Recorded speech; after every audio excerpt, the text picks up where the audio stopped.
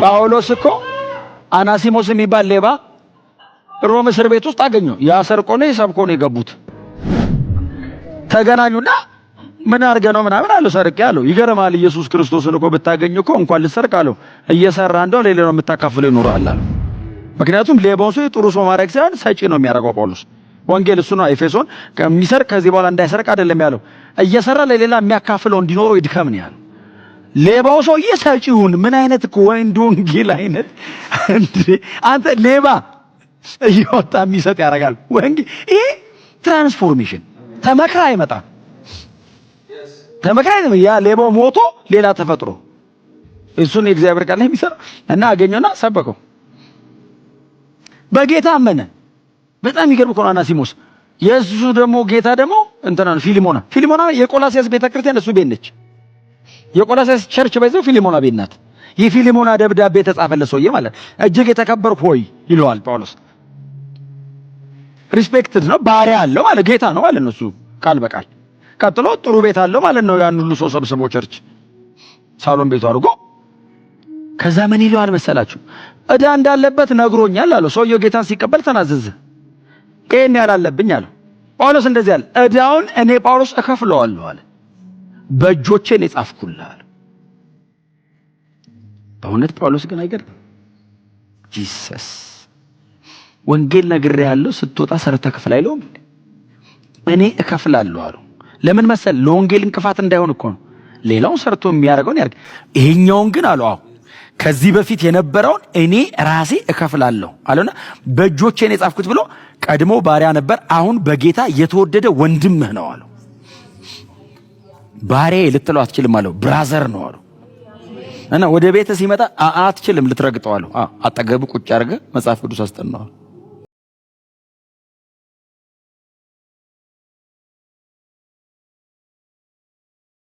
ፊሊሞና ላይ እንሂድና አንድ ምዕራፍ ነው ያለው ደብዳቤው ራሱ አንድ ምዕራፍ ነው ያለው። ምዕራፍ 1 ላይ ከቁጥር 8 ጀምረን በጌታ በኢየሱስ ክርስቶስ ስም አነበዋለሁ። እንደዚህ ይላል። ስለዚህ ማድረግ የሚገባህን እንድታደርግ አዝ ዘንድ በክርስቶስ ድፍረት ቢኖረኝም በፍቅር እለምንሃለሁ። እንግዲህ ሽማግሌና አሁን ደግሞ የክርስቶስ ኢየሱስ እስረኛ የሆነው እኔ ጳውሎስ በእስር እያለሁ ስለወለድኩት ልጄ ስለ አናሲሞስ እለምንሃለሁ። አስቀድሞ የሚጠቅም አልነበረም፣ አሁን ግን ላንተም ሆነ ለኔ የሚጠቅም ሰው ሆኗል። የጌታ ስም የተመሰገነ ይሁን። የፊሊሞና ምዕራፍ 1 ላይ ያለ የእግዚአብሔር ቃል ክፍል ነው ያነበብኩት። በመጽሐፍ ቅዱሳችን ላይ በአዲስ ኪዳን ላይ ወንድማችን ሐዋርያው ቅዱስ ጳውሎስ ከጻፋቸው መልእክቶች መካከል አንዱ ይሄ ራሱ ነው። ምክንያቱም ጸሐፊው ስለ ራሱም ስለሚናገር እኔ ጳውሎስ በእጆቼ ጽፌዋለሁ ስለሚል ጳውሎስ ራሱ እንደጻፈው ምንም አይነት የተለየ ማስረጃ የሚጠይቅ አይነት የመጽሐፍ ቅዱስ መጽሐፍ አይደለም እና ለግለሰብ በአዲስ ኪዳናችን ላይ ለግለሰብ ከተጻፉ መልእክቶች መካከል አንዱ ነው። በጳውሎስ መልእክቶች ላይ እንደዚህ አይነት ነገር ብዙ እንግዳ አይደላችሁም። የጢሞቴዎስ 2 ደብዳቤዎች፣ ለቲቶ ለግለሰቦች የተጻፉ መልእክቶች ናቸው። ይሄም ፊሊሞና የሚለውም በቆላሲያስ ከተማ ለሚኖር በቤቱ ደግሞ የቆላሲያስ ቤተክርስቲያን እንድትተከል ምክንያት የነበረ አፍቢያ የምትባል ሚስትና አክርጳ የሚባል ልጅ ያለው ፊሊሞና የሚባል ባሪያ አሳዳሪ እና ለዚህ ሰውዬ የተጻፈ ደብዳቤ ነው። ስለ ቆላሲያስ ቤተክርስቲያን ስናነሳ ብዙ ጊዜ ፊሊሞናን ደጋግመን አንስተነዋል። ምክንያቱም የቆላሲያስ ቤተክርስቲያን በኤጳፍራ በተባለ ወንድም በኩል ስትተከል የተተከለችው ወይንም በፕሮግራሙ የተጀመረው አገልግሎቱ የተጀመረው በዚህ ፊሊሞና በተባለው በጣም የተወደደና የታመነ ደቀ መዝሙር ቤት እንደነበር ደጋግመን አንስተናል። ስለዚህ ጳውሎስ ለአፍቢያና ለአክርጳ ብቻ ሳይሆን በቤት ላለችው ቤተክርስቲያን ሰላምታ አቅርብልኝ ስለሚል በዚህ ሰውዬ ቤት ቤተክርስቲያን ተተክላ ነበር። ምን አይነት እድል ነው! ምን አይነት በረከት ነው! በእውነት ቤቱ ቤተክርስቲያን ተተከለች። በቆላሲያስ ከተማ ያለች የክርስቶስ ቤተክርስቲያን ስትተከል የተተከለችው እነ ፊሊሞና ሳሎን ቤት ነው ማለት ነው። አሁን የፊሊሞና ቤቱ ቤተክርስቲያን እንድትተከል መጽሐፍ ቅዱስ እንዲጠናበት እንደነ ኤጳፍራ አይነት የጳውሎስ የኤፌሶን ተማሪዎች ናቸው። እነ ኤጳፍራ ምናምን ጳውሎስ ኤፌሶን ያስተማራቸው በጳውሎስ አገልግሎት በኤፌሶን ወደ ጌታ የመጣ ወንድም ነውና የጳውሎስ ተማሪ ነው። ጥሪ ያለው ሰው ነው። በጣም ጠንካራ የወንጌል ሰባኪ ነውና እሱ እንዲያስተምርበትና እንዲያገለግልበት ቤቱን ፈቀደ ፊሊሞና እና እሱ ቤት ቸርቿ ስትተከል በእውነት ነው የምላችሁ፣ እኔ እርግጠኛ ሆኜ የምነግራችሁ እሱ ቤት ቤተክርስቲያን ውስጥ ስትተከል በእኔ ቤት በተተከለች ቤተክርስቲያን ምክንያት የቆላስያስ ደብዳቤ ይጻፋል ብሎ አያውቅም። በእኔ ቤት በተተከለች ቤተክርስቲያን ምክንያት ለእኔ ለግለሰቡ ደግሞ ከመጽሐፍ ቅዱስ 66 መጽሐፎች መካከል አንዱ በእኔ ስም ተሰይሞ ይጻፋል ብሎ አያውቅም። ይሄ ሰውዬ እንዲሁ በደግነት ጌታን ከመውደድ የተነሳ ለቅዱሳን ከነበረው ፍቅር የተነሳ በጌታ ላይ ከነበረው እምነት የተነሳ ነው ለአገልግሎቱ በሩን የከፈተው፣ ቤቱን የከፈተው። መብቱን ትቷል፣ ገንዘቡን አውጥቷል፣ ጉልበቱን ሰውቷል፣ ጊዜውን ሰውቷል፣ የፋሚሊ ታይሙን ይሰዋል። ፊሊሞና ቤቱን አስቡት እንግዲህ በሳምንት 7 ቀን ሰው አለ። እነ ፊሊሞና ቤት የተጋገረ እንጀራ ቅዱሳን በሙሉ ነው የሚበሉት። እውነቴን እኮ አሁን እሱ እኮ ስለማይጻፍ አሁን ይህንን ዲቴል ጳውሎስ ቢጽፍ መጽሐፍ ቅዱሱን የሚያክል ቮሊዩም ነው የሚጻፈው ለፊሊሞና ቤት። ጳውሎስ ዋና ዋና ነገር ብቻ ስለጻፈ እንጂ ፊሊሞና ያልሰዋው፣ ፊሊሞና ያልከፈለው፣ ፊሊሞና ያላደረገው እግዚአብሔር ፊሊሞናን ለግሉ አይደለም የጠየቀው፣ ቤተሰቡን ጠየቀው፣ ፕራይቬት ታይሙን ጠየቀው፣ የግል ጉዳዮቹን ጠየቀው። የፊሊሞና የሆነ በሙሉ ለክርስቶስ ቤተክርስቲያን መስዋዕት ሆኖ ቀርቧል። ለዛ ነው ጳውሎስ አንዳንድ ነገር ለማዘዝ መብት ቢኖረኝም ግን እለምንሃለሁ ይለዋል። ለምን? ኦሬዲ ዋጋ እየከፈልክ ነው። ኦሬዲ ረጅም መንገድ መታል። እንደ ሐዋርያነቴ እንደ ክርስቶስ ቤተ ክርስቲያን እረኝነቴ በእግዚአብሔር ቤት ላይ እንዳለኝ ስልጣን ማዘዝ እችላለሁ፣ ግን እለምንሃለሁ ነው የሚለው። ለምንድን ነው የሚለምነው? አያዝም እንዴ ጳውሎስ? ሂዱና የቆሮንቶስን ቸርች አንብቡ። ምዕራፍ 4 ምዕራፍ 5 አንደኛ ቆሮንቶስ አዛለሁ፣ ለሰይጣን አሳልፌ እሰጣለሁ። እንደዚህ ያዛል። ሐዋርያዊ መብቱን ይጠቀማል። እዚህ ጋር አይጠቀምም። በፍቅር ነው። ለምን? የፊሊሞና ህይወት፣ የፊሊሞና አቋም፣ የፊሊሞና ዋጋ መክፈል ጳውሎስን እንደዚህ ረጅም ርቀት እንዲሄድ ያደርገዋል። እና ባሪያ አሳዳሪ ነው የሰውዬ። ቆላስያስ ከተማ ካሉ ሰዎች ማለት አንዱ ነው። አይ ቲንክ ጥሩ ቤት አለው፣ ደህና ቤት ይኖረዋል። ቤተ ክርስቲያን እሱ ቤት ያለችው ቁጥራቸው በጣም ትልቅ የሚባል ቁጥር አይደለም። አይ ቲንክ 20 አካባቢ እንደነበሩ አንዴ ሳጠና ይቻለው 19 20 ናቸው መሰለኝ። እነሱ 20 ናቸው። ለ20ው አንዴ ለቸርቿ አንዴ ደግሞ ቤቱ ለሰጠው ሰውዬ ደብዳቤ ተጽፏል። እና ባሪያ አሳዳሪ ነው ማለት ባሮች አሉት ማለት ነው። እና ከነበሩት ባሮች መካከል ይሄ ደብዳቤ እንዲጻፍ ምክንያት የነበረው ባሪያ አናሲሞስ ይባላል። እና አናሲሞስ የፊሊሞና ባሪያ ሆኖ ሳለ እንግዲህ ገንዘብ ነገር ሳይሰርቅ አልቀረም። ምክንያቱም ዕዳ ቢኖርበት እኔ እከፍላለሁ ይላል። ሰርቋል። አይዟችሁ በጌታ ነው። አይዟችሁ ትዝ አይበላችሁ የድሮ አሁን በጌታ ነን፣ ቸርች ነን። እኔ አሁን የማወራው እሱን ነው። እና ሰርቋል። ሰርቆ ከቆላስያስ ወደ ሮም ሄደ። ደብዳቤው የሚጻፈው ከሮም ነው። ጳውሎስ ሮም ከተማ እስረኛ ነው እና ሮም ከተማ ማሜርታይን ውስጥ ታስሮ እያለ ፊሊሞናም ድንገት ሮም አካባቢ ሲንቀሳቀስ ተይዞ እስር ቤት ይወድቃል። እስር ቤት ሲወድቅ ጳውሎስና ፊሊሞና ተገናኙ። አንዱ ሰርቆ አንዱ ሰብኮ ነው የገቡት። እና ያኛው በሌብነት ነው የገባው፣ ይሄ ደግሞ በወንጌል ሰባኪነት ነው የገባው። ጳውሎስ ሲያገኘው ጳውሎስ ደግሞ ታውቃላችሁ ምንም አይመርጥም። ነፍስ ገሎም ይግባ፣ ሰርቆም ይግባ፣ ዝም ብሎም ይግባ፣ ካገኘው ወንጌል ነው የሚሰብክ። እና ቁጭ አድርጎ ወንጌል ሲሰብካቸው አናሲሞስ ወደ ጌታ መጣ። ኢየሱስ ክርስቶስን እቀበለዋለሁ አለ። ትቀበለዋለህ? አዎ፣ የህይወቴ ጌታና ዳኛ አድርጌ እቀበለዋለሁ አለ። እኔም በኋላ ጥሪ ያደርጋለሁ ሲል በቃ ጌታን አስቀበለው። ማስቀበል ብቻ አይደለም፣ የእስር ጊዜውን እስኪጨርስ ድረስ አስተማረው። አርጎ የክርስትናን የመጀመሪያ ትምህርት አስተማረው። በጌታ ወንድም መሆኑን አረጋገጠ። ዝም ብሎ አስተምሮ ስለለቀቀው አይደለም የሚጽፍለት። በጌታ የታመነ ወንድም ነው፣ ለኔ ልጄ ነው፣ ላንተ ወንድምህ ነው ይለዋል። አሁን ጌታና ባሪያ አትሆኑም አለው። አሁን አናሲሞስ ጌታ ቀይሯል። አንተ ጌታው አትሆንም። ኢየሱስ ነው ጌታው። ኢየሱስ የአናሲሞስም የፊሊሞናም የጋራ ጌታ ነው። አሜን በሏ። አሁን ይሄ ወንድም አንተ ቤት ሊሰራ ይችል ይሆናል እንጂ በጌታ ግን የተወደደ ቀጥሎ የታመነ ወንድምህ ነው። ጳውሎስ ወንጌል ምን ያህል ትራንስፎርም እንደሚያደርግ ያምናል። ሌባ ነበረው፣ ምን እርግጠኛ ያደረገ ወንጌል ገብቷል፣ ወደ ህይወቱ ተቀይሯል። እኔን አሳዳጅና ሌባውን ነፍሰ ገዳዩን ሰውዬ እንዲህ ካደረገ እኔ አንድ በጣም ልቤን የሚነካ ቃል ይጠቀማል። ገላትያ ምዕራፍ 1 ጳውሎስ ከኃጢአተኞች ዋና የሆንኩትን እኔን አዳነኝ ሲል ጉባኤ በሙሉ አሜን ሲል ጳውሎስ እንደዚህ ይላል፣ ወደር የሌለውን ምህረቱን ያሳይ ዘንድ ነው። እንደው እግዚአብሔር ዝም ብሎ ለማረህ ብሎ አይደለም ያዳነኝ፣ እኔን ሲያድናው የእግዚአብሔር ምህረት ወደር የለውም ይባላል። ወደር የሌለው ምህረት። እኔ ሞት ይገባኛል። እስጢፋኖስን ያስወገርኩ እኮ ሰው ነኝ። ቤተ ክርስቲያንን እኮ አሳዳጅ ነኝ። በክርስቶስ ቁስል ላይ እኮ እንደገና ጦር ለመስደድ እማልሳሳ ሰው እኮ ነኝ። ጨካኙን እኔን ማረኝ። እኔን ሲመረኝ እከሌን አዳና አይነት አይደለም። የእግዚአብሔር ምህረት ወደር የለውም ማለት ነው። እኔን ከለወጣ አናሲሞስን እንዴት አይለውጥ? ክብር ለኢየሱስ ይሁን። በትህትና ጎናቸው ሰው ወንጌል ብቻ ሰው ይለውጣል በሉት። ይሄ ቸርች ነው። የካራክተር ሞዲፊኬሽን አይደለም የምንሰራው። ጥሩ ሰው አይደለም የምናረገው፣ ክርስቲያን ነው የምናረገው። ዓለምን የሚጣላና ዓለም የምትጣላው ሰው ነው የምናረገው። ከሲስተሙ አጌነስት የሚሆን ሰው፣ ለወንጌልና ለጌታ ብቻ የሚመች ሰው፣ እንደዚህ አይነት ሰው ነው የምንሰራው። አሜን በሏ። የለየለት የሰው መውደድ ይስጣችሁ። የምንሰራው ሰው ግን ዓለም የምትጣላው ሰው ነው። ሰይጣን የማይፈልገው ሰው ነው። ኢየሱስን ያረጉትን በሙሉ የሚያረጉበትን ሰው ነው የምንሰራው። እና አናሲሞስ ተለውጧል፣ አይቼዋለሁ፣ እመሰክርለታለሁ አለና ጳውሎስ።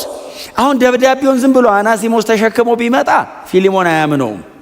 ስለዚህ ጳውሎስ 60 ዓመተ ምህረት ላይ ነው ባይዘው ይሄ ሁሉ ታሪክ የተከናወነው 60 ኤዲ ላይ ነውና ቁጭ ብሎ ሲጽፍ ዝም ብዬ ፊሊሞናን ብቻ ጽፋለሁ አለ። አው ቆላሲያስን ደብዳቤን በዛው ልጻፋ። ቸርች እዛው አይደል እሱ ቤት አይደል ቸርቹ?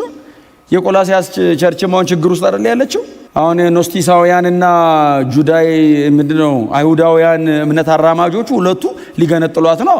ለቆላሲያስ ትምህርተ ክርስቶስን፣ ለፊሊሞና የባሪያ ነጻነትን፣ ለኤፌሶን ቸርች ደግሞ የክርስቶስ አካል መሆንን ብሎ 3 ደብዳቤ ባንዴ ጻፈ። ባይዘው የሚወስድለት ያገኝ ጳውሎስ 3 ደብዳቤ ኤፌሶንን፣ ቆላሲያስንና ፊሊሞናን ባንዴ ነው የጻፋቸው። ባይዘው ቲኪቆስ የሚባል ደቀ መዝሙር ለቲኪቆስ ና አለ። አቤት አለ መጣ። ከዛ ይሄንን ለኤፌሶን እሺ ኤፌሶን ትሄድና ጢሞቴዎስ ነው ፓስተሯ ኤፌሶን ቸርች ወዘ ለጢሞቴዎስ ስጠልኝ ይሄን አደራ እሺ አለ። ከዛ ደግሞ ጻፍ አረጋና ኤጳፍራ ባይዘው ከፍርጊያ ከመቄዶንያ ከፍርጊያ አቋርጦ በዛ ኤፌሶን ሄዶ ከኤፌሶን አቶት እንደገና ሮም መጥቷል ጳውሎስን ለማግኘት። ከዛ ደግሞ ለኤጳፍራም በዛውም ደግሞ ኤጳፍራም እየደከመ ነው ብሎ ቆላሲያስን ጻፈ። ይሄንን ግን ቆላሲያስ ስትሄዱ ለፊሊሞና ስጡልኝ የተከበረ ሰው። 3 የመጽሐፍ ቅዱስ የአዲስ ኪዳን 3 መጽሐፎች በዛን ቀን ተጻፉ። ጳውሎስ ደብዳቤን የጻፈው መንፈስ ቅዱስ መጽሐፍ ቅዱስ ነው የሚጽፈው። ጳውሎስ የቤተ ክርስቲያን ማበረታቻ ይጽፋል፣ መንፈስ ቅዱስ ስተት አልባ መጽሐፍ ይጽፋል። ስክሪፕቸር ተጻፈ። ታውቃለህ እግዚአብሔር ምን ያህል ቢያምናቸው ነው መጽሐፍ ቅዱስ በእጃቸው ያጽፍ ነበር። እስትንፋሰ መለኮት ያለው መጽሐፍ እንደዚህ እነሱ እንደዚህ ሲጽፉ ይጽፋል እንጂ ጳውሎስ አሁን መጽሐፍ ቅዱስ እንደሆነ ቢያውቃውን እንደኔ አይልም እኮ። እንደኔም ግን መጽሐፍ ቅዱስ ሆነ። አይገርማችሁም? እንደኔንም ወሰደበት እግዚአብሔር። መጽሐፍ ቅዱስ የእግዚአብሔር ቃል ነው። እስቲ አሜን በሉ። ክብር ለኢየሱስ ይሁን። እና እዛ መሃል ጌታን አገኘ። ከዛስ አናሲሞስ ቀድሞ ተፈታ ከጳውሎስ። ጳውሎስ ፍርደኛ ነው። ኖርማሊ ጳውሎስ ኖርማል ፍርደኛ አይደለም። ጳውሎስ ባይዘዌ አናሲሞስ ያጠፋው ጥፋት ፊሊሞና ስላልከሰሰው ነው። ፊሊሞና ቆላሲያስ ስላለና አናሲሞስና ጳውሎስ የተገናኙት ሮም ስለሆነ እንጂ ቆላሲያስ ከተማ ፊሊሞና ቢዞና ቢከሰው የአናሲሞስ ጥፋት ሞት ነው የሚያስፈርደው። ባይዘዌ ሮማውያን ለጌቶቹ የሚሰጡት መብት በባሪያው ላይ የህይወቱ ላይ የመግደልና የማኖር መብት ሁሉ አላቸው እና ያስገድለዋል። ባይዘው ያጠፋው ጥፋት ገንዘብ ሰርቆ የባርነቱን ዘመን ሳይ መኮብለል በጣም ከባድ ወንጀል ነው። ግን ሮም ከተማ በሱ አይነት ወንጀል ስላልሆነ የተያዘው ለቀቁት። ሲለቁት አናሲሞስንና ደብዳቤ አሲዞ በቲኪቆስ እጅ ቲኪቆስ ደብዳቤም ባሪያም ነው የያዘው ይዞ ቆላሲያስ ሲመጣ ዝም ብላችሁ ሳሉት። አሁን ዘንድሮ ቢሆን ቀድመ በስልክ ትናገራለህ። ልክ ይዋለው የጻፍኩትም ነገር አለ አንብብ። ያኔ ስልክ የለም። ደብዳቤውና አናሲሞስ እኩል ነው የደረሱት። አሁን ፊሊሞና ምንድነው የሚለው ሲያየው ዘሎ ሊያንቀው ሲል ቆይ ከባሪያው በፊት ደብዳቤ የፊሊሞና መልእክት ተልኮላል። ማን የላከው ሲል ሐዋርያው ቅዱስ ጳውሎስ የት ነው ያለው? ጳውሎስ ሮም። ታዲያ ከዚህ ወንበዴ ጋር ምን አገናኘው? ጳውሎስና አናሲሞስ ተገናኝተው ነበር እስር ቤት። ከዛስ ጳውሎስ ለአናሲሞስ ወንጌል ሰበከው። ከዛስ ይሄ ወንበዴ የምትለው ሰውዬ በጌታ ነው። አሁን ጌታን ተቀብሏል። አዎ እስቲ ደብዳቤውን አምጣ። ፊሊሞና ፊት ለፊቱ ቆሞ አናሲሞስ ፊት ለፊቱ ቆሞ ፊሊሞና ያነበዋል ደብዳቤውን። አሁን እኛ ቀድመን ስላነበብ ነው እንያ ያነበበ። ስለዚህ ማድረግ የሚገባ እንድታደርግ አዝ ዘንድ በክርስቶስ ድፍረት ቢኖረኝም አይ ቲንክ ፊሊሞና ጥሩ ክርስቲያን ነው። እውነተኛ ደቀ መዝሙር ፈገግ ብሎ ነው የሚያነበው። እንደኛ አይናደድም። በፍቅር እለምንሃለሁ ሲለው ጳውሎስን ፊሊሞና ቪዥዋላይዝ ያደርገዋል። ያንን የሚያክል አስፈሪ ሐዋርያ፣ ያ ትልልቅ ከተሞችን የሚያንቀጠቅጥ አገልጋይ፣ የሮም ቄሳሮች ፊቱ መቆም የማይችሉት በሰንሰለት ወንጌል የሚሰብክ ታላቅ አገልጋይ እለምንሃለሁ። አይ ቲንክ የሚቀጥሉትን ቁጥሮች ፊሊሞና በእንባ ነው የሚያነባቸው። ጳውሎስ ነው የሚለምነኝ ይላል። እለምንሃለሁ፣ በፍቅር ነው የምለምንህ። እንደው ዝም ብሎ ልመና ሳይሆን ከፍቅር የመነጨ ነው ይሄ ልመና። ርኅራኄ ውስጡ አለው። ይህንም ባሪያ ያለ ዕዳ ትተወው ዘንድ አይደለም የሚለው፣ ፍርደኛ አታርገው ነው የሚለው። ዕዳውንማ እኔ እከፍላለሁ፣ ገንዘቡን እኔ እመልሳለሁ፣ አይዞ ዕዳህን እኔ ያለሁ፣ ግን ተቀበለው፣ በፍቅር እለምንሃለሁ ብሎ በጣም የሚያሳዝኑ ቃላት ይጠቀማል። ሕይወት የሚቀጥለውን ቃል እንግዲህ ሽማግሌ ይለዋል። ጳውሎስ ሽማግሌ ሸምግሏል፣ አረጅቷል። ሽማግሌ አሁን ደግሞ የክርስቶስ ኢየሱስ እስር የሆነው እኔ ጳውሎስ ይላል። he was aged እንግዲህ 60ዎቹ አካባቢ ነው። እንግዲህ እዚህ አካባቢ ስንት ነው ይሉታል? እንግዲህ 60 ምናምን ዓመቱ አካባቢ ሊሆን ይችላል። እና he was aged እና ደግሞ በየከተማው በጣም እየተቀጠቀጠ ነው የሚያገለግለው። እና እኔ ሽማግሌ ነኝ አለው። አይ ሪሜምበር አስታውሳለሁ፣ እኔና ጳውሎስ የተገናኘነው ቆይቷል ትንሽ ይላል ፊሊሞና። ትንሽ ቆይቷል። ጳውሎስ ቆላሲያስ መጥቶ አያውቅም። የቆላሲያስን ቸርች የተከላት ኤጳፍራ ስለሆነ ፊሊሞና ምናልባት ጳውሎስን ሊያገኘው የሚችለው ኤፌሶን ነው። ጳውሎስ ደግሞ ኤፌሶን የነበረው ደግሞ ትንሽ ቆየት ብሏል። ስለዚህ አስታውሳለሁ፣ እስካሁንማ ጳውሎስ በጣም ያረጃል። እኔ ሽማግሌ ነኝ አለው። አሁን ደግሞ የክርስቶስ እስር ነኝ፣ በዚህ ዕድሜ ታስሬ ነው ያለሁት። ወንድሜ ሆይ እኔና አንተ ለዳንበት ለተቀበልነው ወንጌል አሁን እኔ እስረኛ ነኝ። አሁን በዚህ ዕድሜ በጣም ብዙ ነገሮች ነበሩ ሊሆኑልኝ የሚገባው፣ ግን ስቲል ግን እስር ነኝ። የክርስቶስ እስር የሆነው እኔ ጳውሎስ። ፊሊሞና በጣም ልቡ ይነካል፣ ያዝናል። አሁን የሚያዝነው በአናሲሞስ ምናምን ጉዳይ አይደለም፣ ጳውሎስን ያስበዋል። ይሄ ሰውዬ እንደዚህ አይነት ነገር ዲዘርቭ አያደርግም። በእውነት እስር ቤት ምናምን አይገባውም። ይህንን የሚያክል ለወንጌል ታማኝ ሆኖ የኖረ ሰው ይህ ሁሉ ሲቃየው አይገባውም። ደግሞ በዛ ላይ ሽማግሌ ነው። በታማኝነት አቋም ሳይቀይር ርዕስ ሳይቀይር ነው ያረጀው። ቤተ መንግሥት ሲገባ ሌላ ስብከት አይሰብክም። እስር ቤት ሲገባ ሌላ ስብከት አይሰብክም። በየመንገዱ ሲሄድ በየምኩራቡ ገዳዮቹ ፊት ሲቆም ጳውሎስ ጳውሎስ አንተ አምላክ ነህ ብለው ልብሳቸውን ቀደው የአበባ ጉንጉን ሲያረጉለትም ርዕስ አይለውጥም። በከፍታውም በዝቅታውም ሲያሞግሱትም ሲረግሙትም ሁሌ የክርስቶስ ኢየሱስን መስቀል ኢየሱስ ክርስቶስ እንደተሰቀለ ነው ሁሌ የሚሰብከው። በእንደዚህ አይነት ታማኝነት ለነዚህ 30 ምናምን ዓመታት ፌዝፉል ሆኖ ዘንድሮ ማገልገል ከባድ ነው። 30 ምናምን ዓመት እንኳን እየታደኑ በሚገደሉበት በሮማውያኑ ዘመን ክርስቲያንን መግደል እንደ ክብር በሚቆጠርበት ክርስቲያን መሆን ብቻ ወንጀል በሆነበት ዘመን ላይ ስለ ክርስቶስ ኢየሱስ ስለ መሰቀሉ የዘላለም ሕይወት ስለመሆኑ እየሰበኩ ታማኝ ሆኖ መኖር እስር አይገባውም ነበር ይላል ፊሊሞና። እኔ ቆላሲያስ እንደዚህ በአማረ ቤቴ ተቀምጬ ቤተ ክርስቲያን በርግጥ አለችኛ መሃል እንደዚህ በነፃነት እየጸለይን እነሱ ከተማ ወንጌል ለመሰበኩ ምክንያት በተዘዋዋሪ ጳውሎስ ነው። ኤጳፍራ ወደ ጌታ ባይመጣ ቆላሲያስ ወንጌል አይሰበክም። ስለዚህ እኛ ከተማ ወንጌል ለመሰበኩ ምክንያት ሽማግሌ ነው። ኤጳፍራ ወደ ጌታ ለመምጣቱ እኛም ለመዳናችን በቤታችንም ወንጌል ለመጽናቱ ምክንያቱ ይሄ ሰው ነው። አሁን ሲጽፍለት ሽማግሌ ነኝ አለው፣ አርጅቻለሁ፣ ኤጅድ ነኝ፣ ወደ ጌታ ልሄድ ነው እኮ ነው። ጄ ቀርበዋል። ቀጥሎስ ስቲል ግን ስለ ወንጌል ታስሬያለሁ፣ የክርስቶስ እስር ነኝ። ወንጀል ሰርቼ አይደለም፣ የክርስቶስ እስር ነኝ። ይሄንኑ ቃል እንደነ ኤፌሶን ምዕራፍ 4 ላይ የክርስቶስ እስረኛ የሆንኩ እኔ ይላል። የክርስቶስ እስረኛ የሆንኩ እኔ ማለት በክርስቶስ የተያዝኩ ማለት ብቻ አይደለም ትርጉሙ። ስለ ወንጌል ተብሎ ወንጌል እስር ቤት የመረጠልኝ ሰው ነኝ ነው። ለአንተ ቆላሲያስን መርጦልሃል፣ ለእኔ ደግሞ ሮም ከተማ እስር ቤት መርጦልኛል እና በእስር ስለወለድኩት ይለዋል።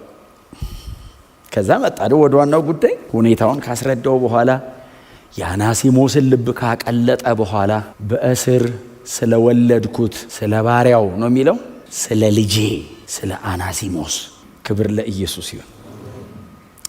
ጳውሎስ አይገርምም?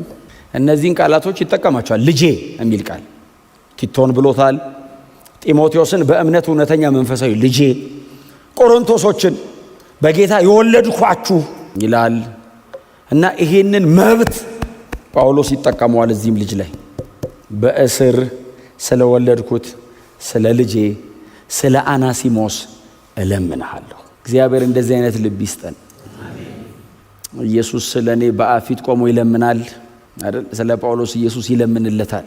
እባክህ ጳውሎስን ይሏል። ጳውሎስ ደግሞ መሬት ቆሞ እባካችሁ አናሲሞስን ተቀበሉልኝ፣ እኔ ተምሬያለሁ፣ ማሩልኝ፣ እኔን ይቅር ብሎኝ ነው ያቆመኛው። የሰራውን ስራ ባይዘው የጳውሎስ ራሱ ስላወቀ ይጽፋል። የሰራውን ስራ ይጽፋል። ቁጥር 16 አካባቢ ይጽፍለታል። ባሪያ ነው አልክድም፣ ጥፋት አጥፍቷል አልክድም፣ ኮብልሏል ካንተ አልክድም፣ አሁን ግን የተወደደ ነው። አሁን በክርስቶስ ኢየሱስ በኩል ካየኸው እጅግ የተወደደ ነው። እባክህ ልለምንህ ተቀበለው። አንተን ኢየሱስ ተቀብሏል። ተቀበለው። አንተም ምሕረት አድርግለት። ያስገድለዋል ጉዳዩ። አይ ቲንክ ፊሊሞና ውስጥ የሚንተከተክ ነገር ሊኖር ይችላል። ጳውሎስ ያችን የምትንተከተክ ነገር እየለመነ ይገላታል። ይህንንማ እኮ ማሳሰር አለብኝ ሲል እለምንሃለሁ አንተን ይቅር ብሎ የለ እንደ ይለዋል። ይቅር በለዋ። ያ 10,000 ዲናር ይቅር የተባለለትና 10 ዲናር ይቀላልም ያለው ሰውዬ ጌታ ኢየሱስ ክርስቶስ እኮ ነው አይደል ያለው? 10,000 ዲናር ክፈል አለው። ሰውየው ቀረበና አረ ጌታዬ ምንም የለኝም ሲለው በቃ ሂድ አለው። በሰላም ሂድ ሲለው መንገድ ላይ ያበደረውን ሰው ያገኘው 100 ዲናር ነው 10 ዲናር 100 ዲናር ነው 10 አሳነስኩበት እሺ 100 ይሆንለት 10,000 ይቅር ተብሎለት 100 ዲናር አበድሮ ሲያገኘው አነቀው ይላል። እንዲሁም ቃል በቃል እኮ የሚልኮ አነቀው ይላል። እኔ እኮ በእውነት ብዙ ያበደረ ብዙ ጊዜ አይዝም አይደል? አነቀው ይልና አምጣ ብሬን ሲለው እባክህ የለኝም ሰርቼ ልክፈል ሲለው አይሆንም ብሎ አንቆ ወደ ፍርድ ወሰደው ይላል።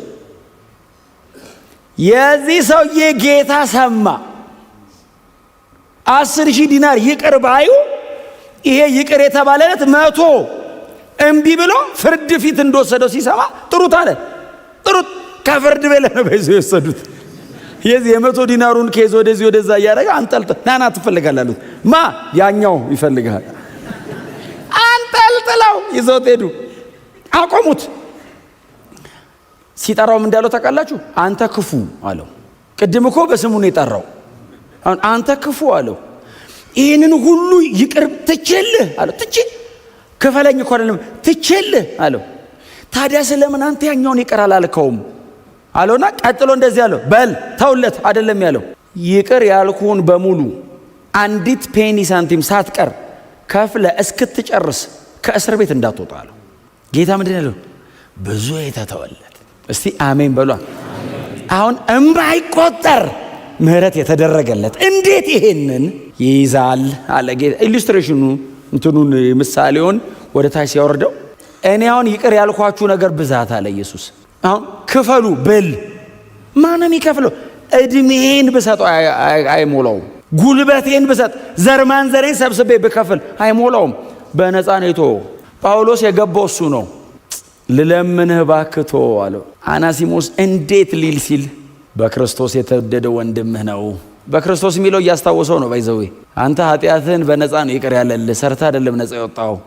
የዚህ ልጅ ዕዳ ተውለት አይደለም እያለ ያለው። አትክሰሰው፣ ፍርድ ፊት እንዳትወስደው፣ እንዳትጎትተው፣ የቤተ ክርስቲያን አባል ይሁን አለው። ቆላሲያስ ጎን ለጎን ቁጭ በሉና እስቲ ያምልኩ አለው። ድሮ አብረው አያመልኩም፣ ባሪያና ጌታ ናቸው። ፊሊሞና ከመጣ አናሲሞስ ደጅ ነው የሚቀመጠው። ደጅ ነው አናሲሞስ። ዛሬስ ወንጌል እኮ በጣም ከባድ ትምህርት እኮ ነው የኢየሱስ ትምህርት። አይሁዳዊና ሮማዊ ደግሞ ይቸገራል ብዙ ጊዜ። ይሄን እኮ የምታዩት እኮ በኤልሳና ኤልያስ ነው። ጌታ እስኪቀመጥ ጠብቀ ነው የምትቀመጠው፣ ቀድማ አትቀመጥም። ጌታ ሲቀመጥ ጠብቀ የምትቀመጠው ከጎኑ ለመቀመጥ እኮ እንዳይመስልህ። ቀድሞ የምትቀመጠው አቀማመጥህን ለማስተካከል ነው። ጌታ ከተቀመጠበት በታች ነው የምትቀመጠው። የጌታ ጉልበት ያንተ ራስ ጋር ነው የሚሆነው። ለዛ ነው ከኤልሳን ጌታን ከራስ ላይ ሊወስዶ ነው አሉት። አቀማመጥ ነው ባይዘው ኦርደር ነው። ጌታ ሲቀመጥ ጠብቀው ወደ ታች ነው የምትቀመጠው። ወንጌል ነው ጎን ለጎን። ኤልሳን ጎትቶ እስቲ አጠገብ አናሲሞስ ወንድምህ ነው፣ ለእኔ ልጄ ነው፣ ለአንተስ በጌታ ብሎ የተወደደ። ክብር ለኢየሱስ ይሁን። አሁን አይደለም አላጠፋም፣ አይደለም አልበደለህም፣ አይደለም በድሏል፣ አጥፍቷል። በክርስቶስ የተገኘው መብት ግን ይቅር ልትለውና የበደለውን በደል ካለ ልትተውለት ያስገድድሃል። ማረው፣ ቶ ቀጥሎስ አጠገብ አስቀምጠው። የተወደደ ወንድምህ ነው። ባሪያ ልትለው አትችልም፣ ወንድሜ ነው የምትለው። ክብር ለኢየሱስ ይሁን። እዚህ ቤት የለም አይደል እንደዚህ አይነት ልዩነት እዚህ ቤት የለም። እኔ ሁሌ ነው የምናገረው በእውነት እናንተም እጅግ የተወደዳችሁ ናችሁ፣ እግዚአብሔር ይባርካችሁ እንጂ እዚህ ቤት አሁን በእውነት ምንም ልዩነት የለንም። በጣም የተከበራችሁ ሰዎች እንደሆናችሁ አውቃለሁ። ግን በጣም ለልዩነት ከዚህ በሩጭ እዚህ ቤት ስንገባ በክርስቶስ ደም እኩል ነን። እዚህ ቤት ስንገባ በክርስቶስ የመስቀል ሥራ አንድ አይነት ነን። ልዩነት የለም። ስታተስ አይለየውም። ዘር ቸርች ውስጥ ልዩነት አያመጣም። የቋንቋ ልዩነት የለንም። በክርስቶስ ደም ይሄ ቤተሰብ አንድ። ኢየሱስ ሲመጣ በተናጠል አንሄድም፣ እኩል ነው የምንሄደው። አንድ ነው። ጳውሎስ ፊሊሞናና አናሲሞስ መሃል ያለውን ድልድይ የሚሰብረው በዚህ ትምህርት ነው። በዚህ ብርሃን ነው የሚሰብረው። ኖ ባሪያና ጌታ እንዳትል፣ ኢየሱስ ነው ጌታችሁ። ታዲያ ወንድምህ ነው። ልታሰራው ትችላለህ። ኦፍ ኮርስ ምንም ጥርጥር የለውም። አናሲሞስ እንደገና ፊሊሞና የመመለስ ልብ ካለው ከመለሰው ሊያሰራው ይችላል። ባሬ እያለ ገና ያሰራውም ወንድም ነው። በክርስቶስ በኩል ወንድም ነው። የኢየሱስ ደም አንተና እሱ መሃል ያለውን ድልድይ አፍርሶታል፣ ቀላቅሏቸዋል። አንድ ናችሁ። ቤተ ክርስቲያን ብቻ ይመስለኛል ሁሉም አይነት ሰው እኩል የሚሆንበት ቦታ። ዓለም ላይ የትም ሁሉም ሰው እኩል አይሆንም። የተወሰነ ማህበረሰብ፣ የተወሰነ የኑሮ ደረጃ፣ የተወሰነ የዘር ክልል ሊመረጥ ይችላል ዓለም ላይ። ቸርችስ ማንም ሊሆን ይችላል። ቸርች ከመጣ እኩል። አሜን። እኩል ነን። በእውነት በጣም ደስተኛ ሆናችሁ አሜን በሉኝ። እኩል ነን፣ እኩል ነን። የኢየሱስ ደም እግዚአብሔር ጥላውን ነጥሎ አያውም። በክርስቶስ ደም በኩል ነው። ሰው ሊያጠፋ ይችላል፣ ሊያበላሽ ይችላል። እኔ ምህረት ከተደረገልኝ፣ እኔ ይቅር ከተባልኩ ምህረት አደርጋለሁ። እግዚአብሔር በክርስቶስ ኢየሱስ በኩል ከተቀበለኝ አጠገብ ያለው ወንድሜን መቀበል ግዴታዬ ነው። አጠገብ ያለችው እህቴን መቀበል ግዴታዬ ነው። ድካም ሊኖርብን ይችላል። ሊያቀተን ይችላል። አንችልም ይሆናል። በድካሙ ያገዝነው፣ ሲወድቅ እያነሳ ነው፣ እያበረታ ነው። እስከ መጨረሻ አብረን መቀጠል አለብን። ለምን? ይሄንን ህብረት የጀመረው የክርስቶስ ደም ነው። ሮጦ የገባ የለም። እግዚአብሔር በልጁ በኩል ያዳነው ነው። ይሄ ጉባኤ ባለ ሙሉ መብት ኢየሱስ ብቻ ነው። ጌታችን ኢየሱስ ብቻ ነው። አዳኛችን ኢየሱስ ብቻ ነው። በእግዚአብሔር ፊት ስለኔ የሚታይልኝ ኢየሱስ ብቻ ነው። ማንም አይታይልኝም። ሰማይ ኢየሱስ ነው የሚታየው። አብ በጥላውን በኩል ብሎ የሚጠራው ሰው የለም። በልጄ በኩል በኢየሱስ በኩል እስቲ አሜን በሉ። ይሄ መብት ያለው እዚህ ቤት ነው። ስለዚህ ጳውሎስ ይለዋል በጌታ እየተወደደ ወንድማችን ነው። አናሲሞስ ሌላ ፕሮፋይል ሊመዝ ሲል እሱ ቀርቷል ይለዋል። ቀርቷል። ወንጌል ሽሮታል። ፊሊሞና ሽሮታል። አሁን እሱን ለመቀስቀስ ስትሞክር እግዚአብሔር ያንተን ይቀሰቅሰዋል ይለዋል። አናሲሞስ በወንጌል ምክንያት ዳነ፣ ወንድም ነው፣ የክርስቶስ ደም ቀድሶታል ስልህ እሱማ ብለህ ወደ ጀርበደ ፕሮፋይል መምዘዝ ከጀመርክ እግዚአብሔር ያንተን ይቀሰቅሰዋል። ያንተ አይብስም ወይ? 10 ሺህ እኮ ነው ይቅር ያልኩልህ፣ 100 ይዘህ እንዴት ትጨቃጨቃለህ? ታው የኢየሱስ ደም ጉልበት እዚህ ውስጥ አይታያችሁ? የወንጌል ኃይል እዚህ ውስጥ አይታያችሁ?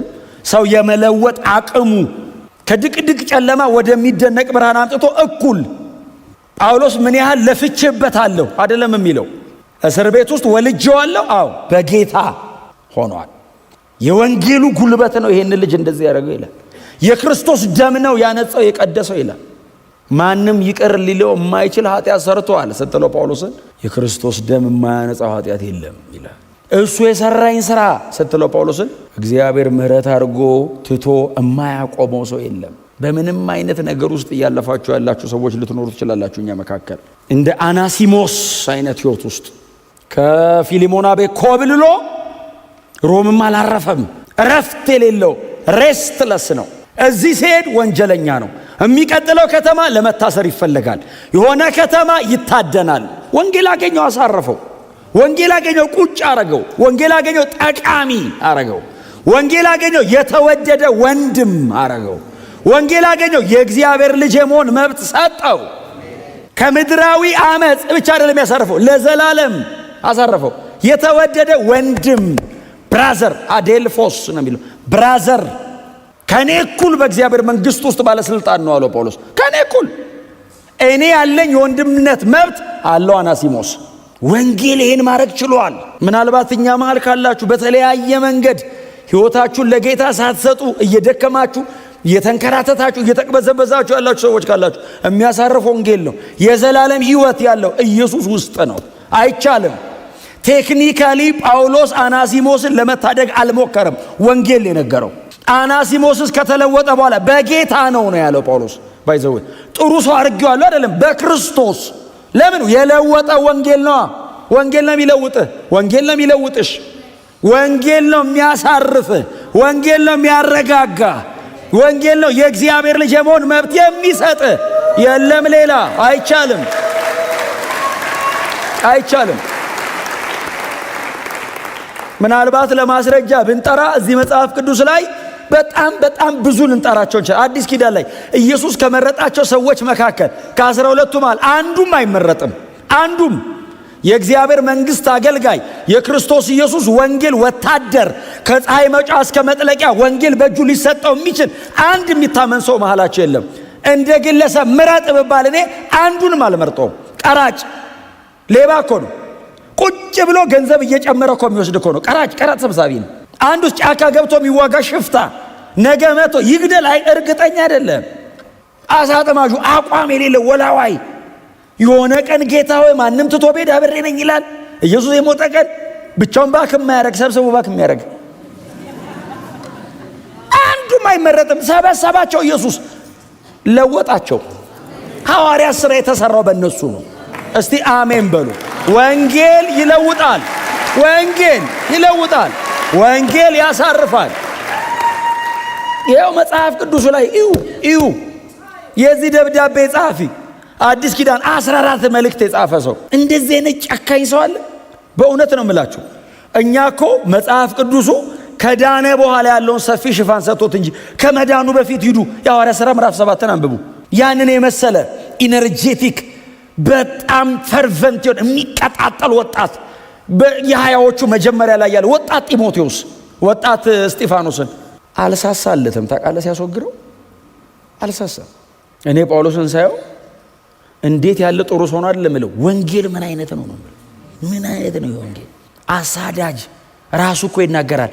አሳዳጅ ነኝ ይልና የእናንተ አይነት የክርስቶስን ቤተ ክርስቲያን እኮ ነው በተናጠል መሰለ እንዲህ አለ።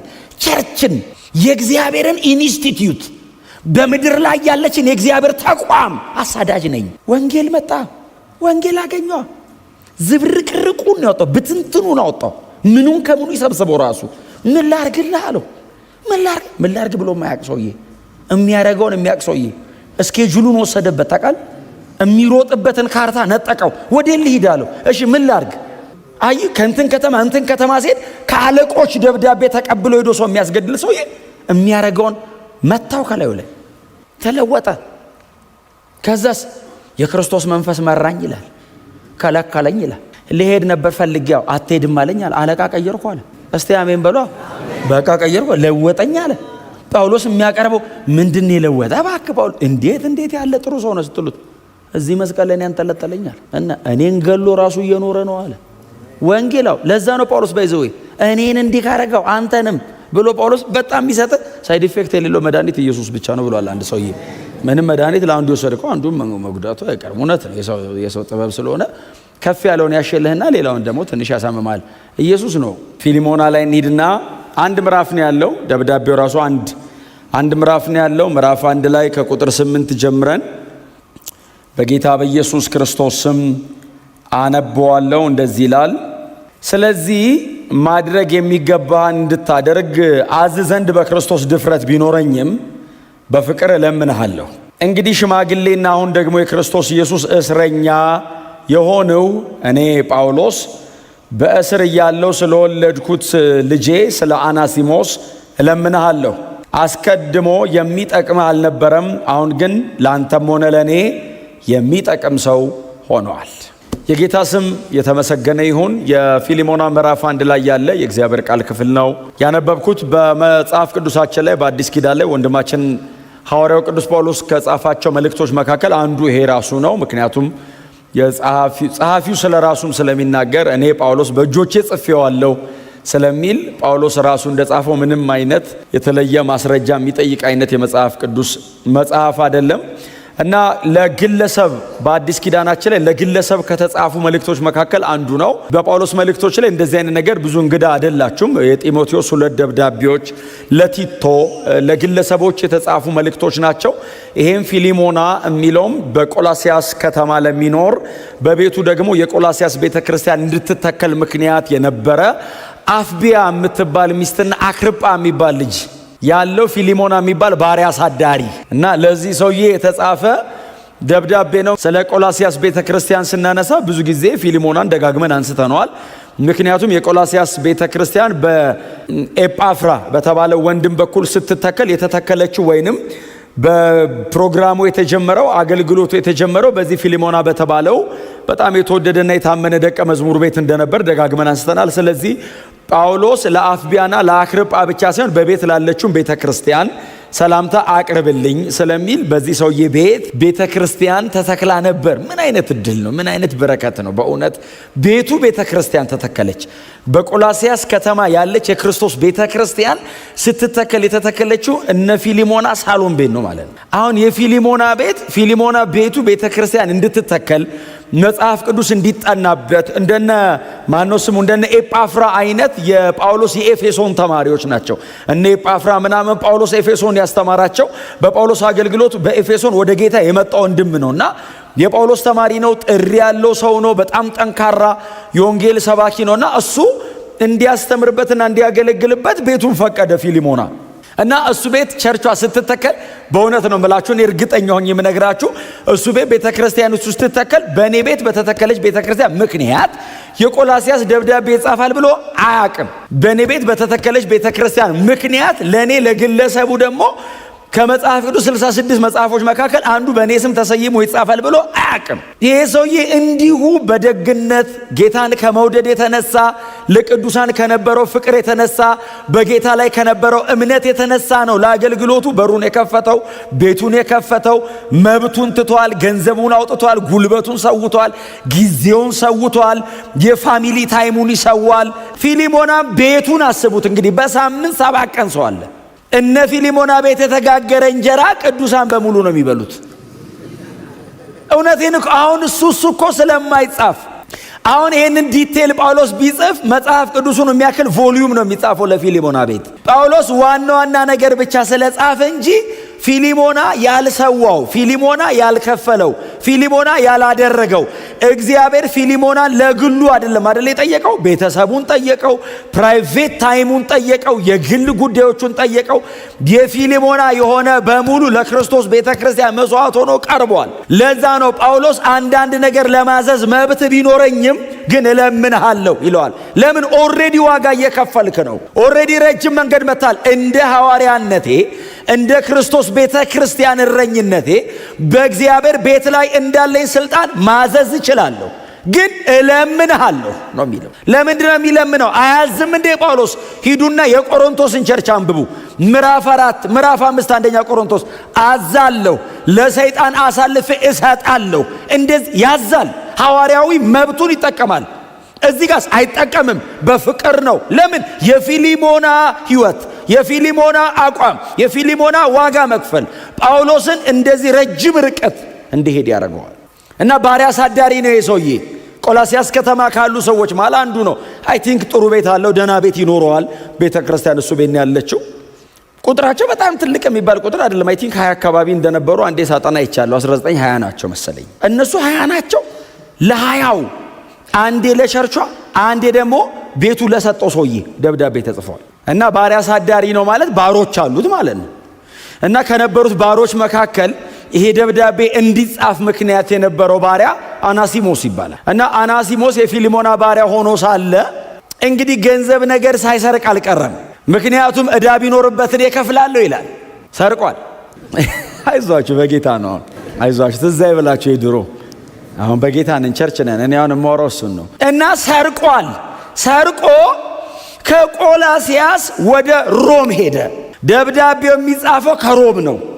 ጳውሎስ ሮም ከተማ እስረኛ ነው እና ሮም ከተማ ማሜርታይን ውስጥ ታስሮ እያለ ፊሊሞናም ድንገት ሮማ አካባቢ ሲንቀሳቀስ ተይዞ እስር ቤት ይወድቃል።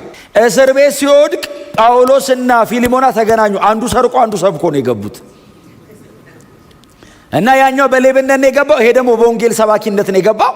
ጳውሎስ ሲያገኘው ጳውሎስ ደግሞ ታውቃላችሁ ምንም አይመርጥም። ነፍስ ገሎም ይግባ ሰርቆም ይግባ ዝም ብሎም ይግባ ካገኘው ወንጌል ነው የሚሰብክ እና ቁጭ አድርጎ ወንጌል ሲሰብካቸው አናሲሞስ ወደ ጌታ መጣ። ኢየሱስ ክርስቶስን እቀበለዋለሁ አለ። ትቀበለዋለህ? አዎ የህይወቴ ጌታና ዳኛ አድርጌ እቀበለዋለሁ አለ። እኔም በኋላ ጥሪ ያደርጋለሁ ሲል በቃ ጌታን አስቀበለው። ማስቀበል ብቻ አይደለም የእስር ጊዜውን እስኪጨርስ ድረስ አስተማረው። ቁጭ አድርጎ የክርስትናን የመጀመሪያ ትምህርት አስተማረው። በጌታ ወንድም መሆኑን አረጋገጠ። ዝም ብሎ አስተምሮ ስለለቀቀው አይደለም የሚጽፍለት፣ በጌታ የታመነ ወንድም ነው። ለኔ ልጄ ነው ላንተ ወንድምህ ነው ይለዋል። አሁን ጌታና ባሪያ አትሆኑም አለው። አሁን አናሲሞስ ጌታ ቀይሯል። አንተ ጌታው አትሆንም። ኢየሱስ ነው ጌታው። ኢየሱስ የአናሲሞስም የፊሊሞናም የጋራ ጌታ ነው። አሜን በሏ። አሁን ይሄ ወንድም አንተ ቤት ሊሰራ ይችል ይሆናል እንጂ በጌታ ግን የተወደደ ቀጥሎ የታመነ ወንድምህ ነው። ጳውሎስ ወንጌል ምን ያህል ትራንስፎርም እንደሚያደርግ ያምናል። ሌባ ነበረው፣ ምን እርግጠኛ ያደረገ ወንጌል ገብቷል ወደ ህይወቱ ተቀይሯል። እኔን አሳዳጅና ሌባውን ነፍሰ ገዳዩን ሰውዬ እንዲህ ካደረገ እኔ አንድ በጣም ልቤን የሚነካ ቃል ይጠቀማል። ገላትያ ምዕራፍ 1 ጳውሎስ ከኃጢአተኞች ዋና የሆንኩትን እኔን አዳነኝ ሲል ጉባኤ በሙሉ አሜን ሲል ጳውሎስ እንደዚህ ይላል፣ ወደር የሌለውን ምህረቱን ያሳይ ዘንድ ነው። እንደው እግዚአብሔር ዝም ብሎ ለማረህ ብሎ አይደለም ያዳነኝ። እኔን ሲያድናው የእግዚአብሔር ምህረት ወደር የለውም ይባላል። ወደር የሌለው ምህረት። እኔ ሞት ይገባኛል። እስጢፋኖስን ያስወገርኩ እኮ ሰው ነኝ። ቤተ ክርስቲያንን እኮ አሳዳጅ ነኝ። በክርስቶስ ቁስል ላይ እኮ እንደገና ጦር ለመስደድ እማልሳሳ ሰው እኮ ነኝ። ጨካኙን እኔን ማረኝ። እኔን ሲመረኝ እከሌን አዳና አይነት አይደለም። የእግዚአብሔር ምህረት ወደር የለውም ማለት ነው። እኔን ከለወጣ አናሲሞስን እንዴት አይለውጥ? ክብር ለኢየሱስ ይሁን። በትህትና ጎናቸው ሰው ወንጌል ብቻ ሰው ይለውጣል በሉት። ይሄ ቸርች ነው። የካራክተር ሞዲፊኬሽን አይደለም የምንሰራው። ጥሩ ሰው አይደለም የምናረገው፣ ክርስቲያን ነው የምናረገው። ዓለምን የሚጣላና ዓለም የምትጣላው ሰው ነው የምናረገው። ከሲስተሙ አጌነስት የሚሆን ሰው፣ ለወንጌልና ለጌታ ብቻ የሚመች ሰው፣ እንደዚህ አይነት ሰው ነው የምንሰራው። አሜን በሏ። የለየለት የሰው መውደድ ይስጣችሁ። የምንሰራው ሰው ግን ዓለም የምትጣላው ሰው ነው። ሰይጣን የማይፈልገው ሰው ነው። ኢየሱስን ያረጉትን በሙሉ የሚያረጉበትን ሰው ነው የምንሰራው። እና አናሲሞስ ተለውጧል፣ አይቼዋለሁ፣ እመሰክርለታለሁ አለና ጳውሎስ አሁን ደብዳቤውን ዝም ብሎ አናሲሞስ ተሸክሞ ቢመጣ ፊሊሞን አያምነውም። ስለዚህ ጳውሎስ 60 ዓመተ ምህረት ላይ ነው ባይዘው ይሄ ሁሉ ታሪክ የተከናወነው 60 ኤዲ ላይ ነውና ቁጭ ብሎ ሲጽፍ ዝም ብዬ ፊሊሞናን ብቻ ጽፋለሁ አለ። አው ቆላሲያስን ደብዳቤን በዛው ልጻፋ፣ ቸርች እዛው አይደል እሱ ቤት አይደል ቸርቹ። የቆላሲያስ ቸርች ማውን ችግር ውስጥ አይደል ያለችው። አሁን ኖስቲሳውያንና ጁዳይ ምንድነው አይሁዳውያን እምነት አራማጆቹ ሁለቱ ሊገነጥሏት ነው። ለቆላሲያስ ትምህርተ ክርስቶስን፣ ለፊሊሞና የባሪያ ነጻነትን፣ ለኤፌሶን ቸርች ደግሞ የክርስቶስ አካል መሆንን ብሎ 3 ደብዳቤ ባንዴ ጻፈ። ባይዘው የሚወስድለት ያገኝ ጳውሎስ 3 ደብዳቤ ኤፌሶንን፣ ቆላሲያስንና ፊሊሞናን ባንዴ ነው የጻፋቸው። ባይዘው ቲኪቆስ የሚባል ደቀ መዝሙር ለቲኪቆስ ና አለ። አቤት አለ መጣ። ከዛ ይሄንን ለኤፌሶን እሺ ኤፌሶን ትሄድና ጢሞቴዎስ ነው ፓስተሯ፣ ኤፌሶን ቸርች ወዘ ለጢሞቴዎስ ስጠልኝ ይሄን አደራ እሺ አለ። ከዛ ደግሞ ጻፍ አረጋና ኤጳፍራ ባይዘው ከፍርጊያ ከመቄዶንያ ከፍርጊያ አቋርጦ በዛ ኤፌሶን ሄዶ ከኤፌሶን አቶት እንደገና ሮም መጥቷል ጳውሎስን ለማግኘት። ከዛ ደግሞ ለኤጳፍራም በዛውም ደግሞ ኤጳፍራም እየደከመ ነው ብሎ ቆላሲያስን ጻፈ።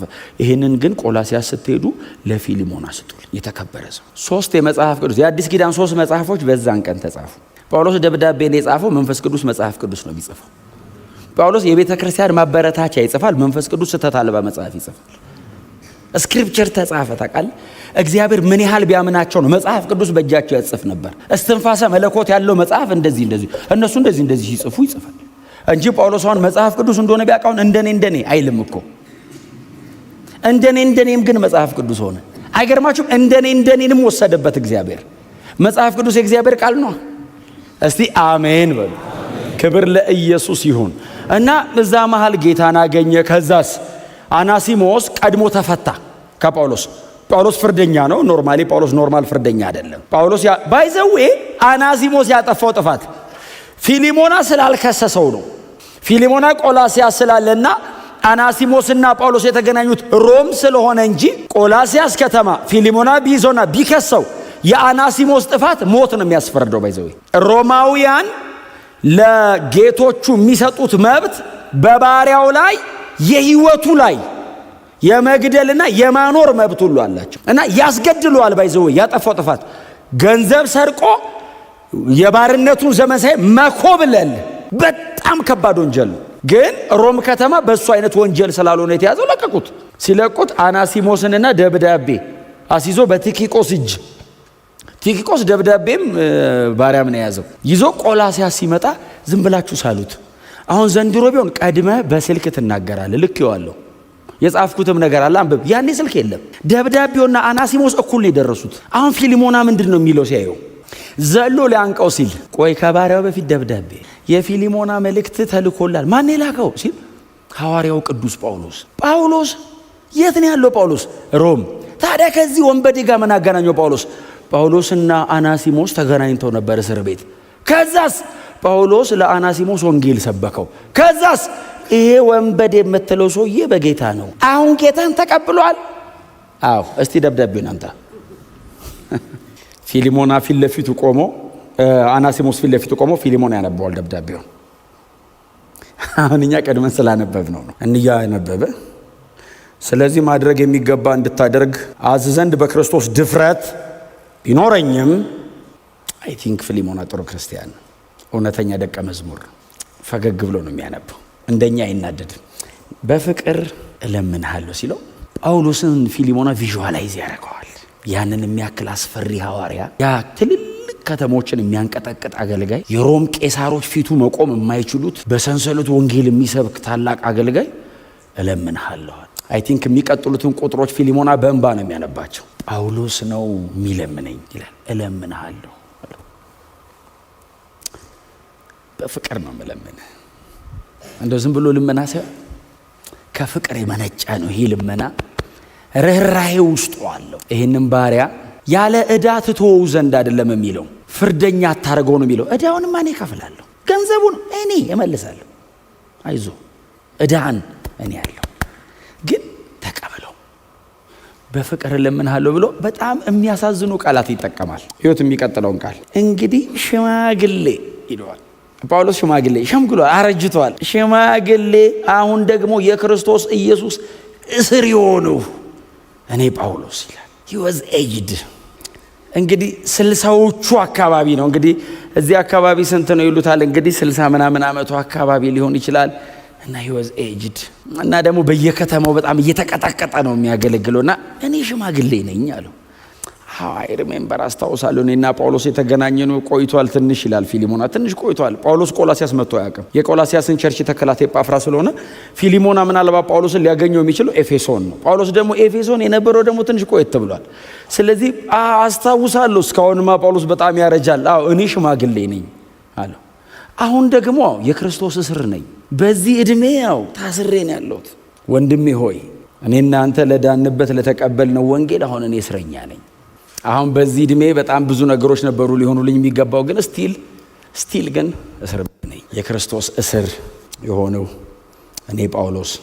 ፊሊሞና በጣም ልቡ ይነካል፣ ያዝናል። አሁን የሚያዝነው በአናሲሞስ ምናምን ጉዳይ አይደለም፣ ጳውሎስን ያስበዋል። ይሄ ሰውዬ እንደዚህ አይነት ነገር ዲዘርቭ አያደርግም። በእውነት እስር ቤት ምናምን አይገባውም። ይህንን የሚያክል ለወንጌል ታማኝ ሆኖ የኖረ ሰው ይህ ሁሉ ሲቃየው አይገባውም። ደግሞ በዛ ላይ ሽማግሌ ነው። በታማኝነት አቋም ሳይቀይር ርዕስ ሳይቀይር ነው ያረጀው። ቤተ መንግስት ሲገባ ሌላ ስብከት አይሰብክም። እስር ቤት ሲገባ ሌላ ስብከት አይሰብክም። በየመንገዱ ሲሄድ በየምኩራቡ ገዳዮቹ ፊት ሲቆም ጳውሎስ ጳውሎስ አንተ አምላክ ነህ ብለው ልብሳቸውን ቀደው የአበባ ጉንጉን ሲያረጉለትም ርዕስ አይለውጥም።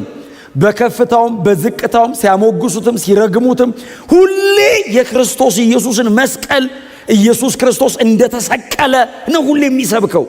በእንደዚህ አይነት ታማኝነት ለነዚህ 30 ምናምን ዓመታት ፌዝፉል ሆኖ ዘንድሮ ማገልገል ከባድ ነው። 30 ምናምን ዓመት እንኳን እየታደኑ በሚገደሉበት በሮማውያኑ ዘመን ክርስቲያንን መግደል እንደ ክብር በሚቆጠርበት ክርስቲያን መሆን ብቻ ወንጀል በሆነበት ዘመን ላይ ስለ ክርስቶስ ኢየሱስ ስለ መሰቀሉ የዘላለም ሕይወት ስለመሆኑ እየሰበኩ ታማኝ ሆኖ መኖር እስር አይገባውም ነበር ይላል ፊሊሞና። እኔ ቆላስያስ እንደዚህ በአማረ ቤቴ ተቀምጬ ቤተ ክርስቲያን በርግጥ አለችኛ መሃል